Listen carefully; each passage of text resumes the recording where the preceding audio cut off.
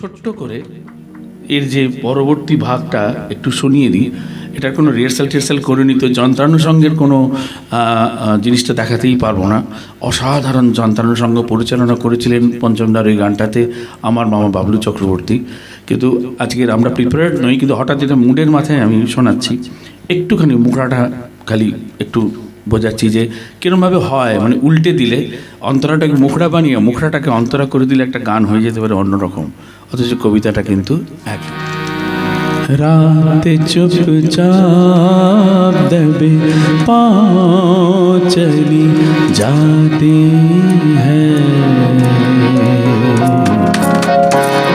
रात चुपचाप दबे पाँव चली जाती है, रात खामोश है रोती रही हंसती भी नहीं,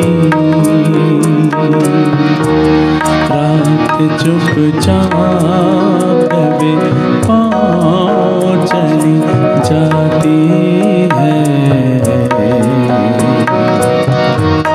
कांच का नीला सा गुंबद है उड़ा जाता है,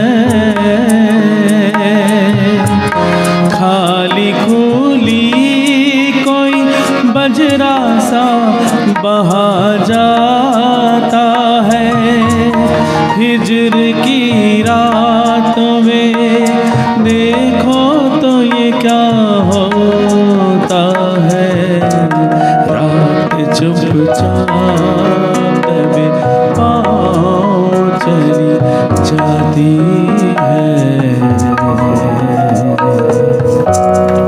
এটা ছোট্ট ঝলক যে এমনও হয়।